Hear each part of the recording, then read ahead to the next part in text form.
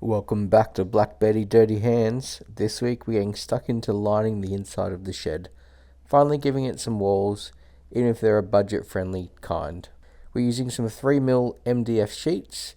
Now it's not the flashiest material on the market, but it does the job. The goal here isn't to insulate or soundproofing, it's just to seal it up to keep the dust and bugs out and make the space feel a little nicer and a little bit more finished off.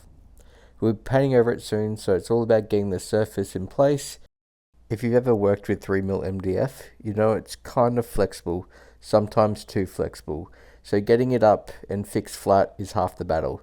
Stick around to see the installation process, a few tricks to make it a bit easier, and the classic if only I had three hands kind of moments that all comes when you're working with these big sheets. And of course, there's nothing to it but to do it. Whoa, Black Betty, dirty hands, building dreams, working the land. From the yard to the workshop floor, fix it, grow it, always more. Whoa, Black Betty, dirty hands, that's who I am. So the process to sheet the wall was fairly simple.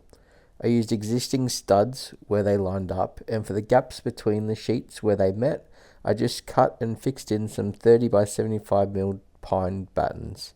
These battens gave me a solid spot to screw the MDF into to help everything hold together. That way the joints are rigid and won't flex or shift and can stand up to the occasional bump. The sheets themselves are simply 2400 by 1200 3mm MDF sheets, which you can get from anywhere like Bunnings. It's not a complicated system, but it works, and sometimes simple is the smartest way.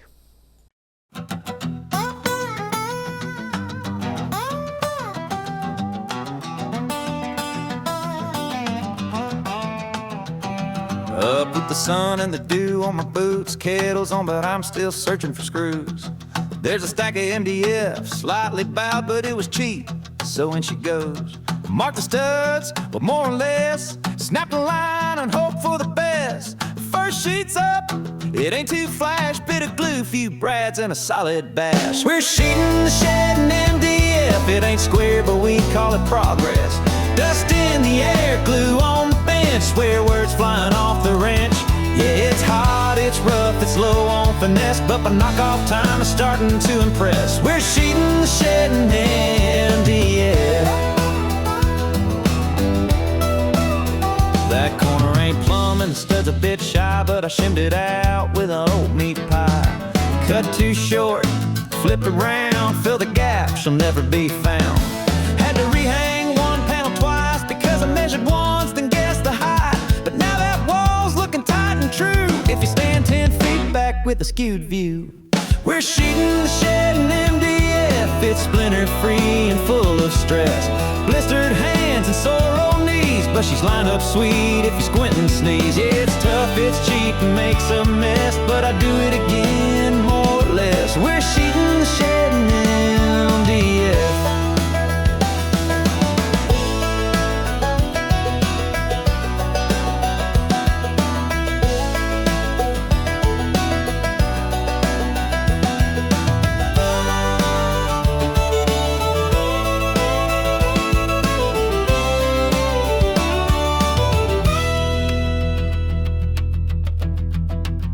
Could've used ply.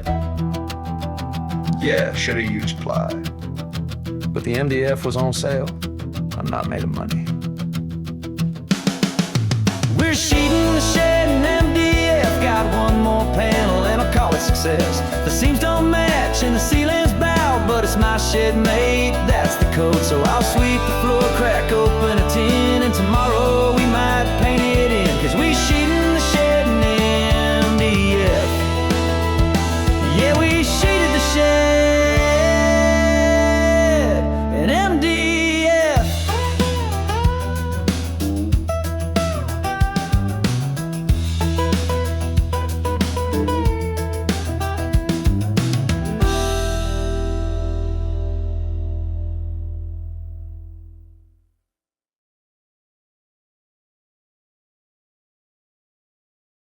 So I said I'd share a few tips this video, and the first one that'll save you quite a bit of time is, instead of messing around with tape measures or pre-marking studs, I simply use a spirit level to find the center of the stud behind the panel.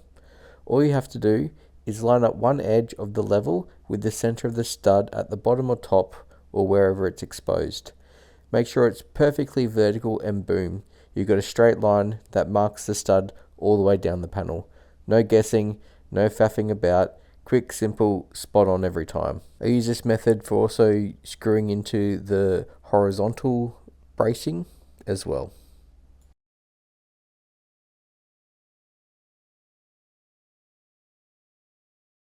Now the second tip, and I can already hear you shouting at the screens, but you're shooting over the window. Don't be alarmed, it's all a part of the plan. The next tip is one of the easiest ways to get a clean, precise fit around any opening, window, door, etc. What I've got here is my Ryobi 18-volt router fitted with a flush cut bit. Basically, it's a cutting bit with a ball bearing on the bottom. Once the sheet is up, you just run the router with the bearing riding along the edge of the window or opening behind the sheet, and the bit perfectly trims to match. No tricky measuring, no cutting before you know exactly where things line up, just a clean, tidy opening every time. It's quick, it's accurate, and most importantly, it saves heaps of frustration.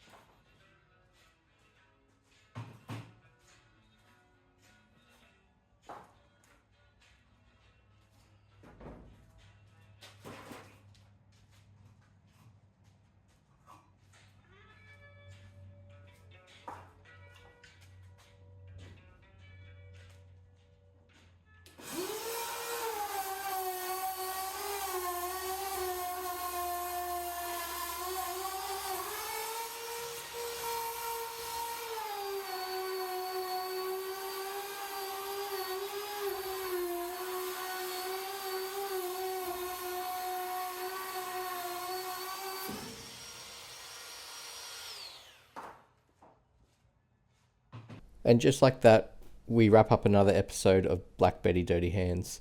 The shed is finally starting to feel like a real space and not just a collection of steel and concrete. Big thank you for being here and following along. If you've enjoyed the video, please hit the like, drop a comment and subscribe if you haven't already. It's a huge help, and honestly it keeps me motivated while the body's sore and the to-do list is ever increasing. Of course, a shout out to the Nothing to a House band, once again delivering the soundtrack of chaos. And before we go, here's this week's dirty truth. It's better to build it crooked and done than sit there wishing you had begun. Because out here, it's not about perfect edges or flawless finishes. It's about having a crack, learning as you go, and making something real with your own two hands. See you on the next one.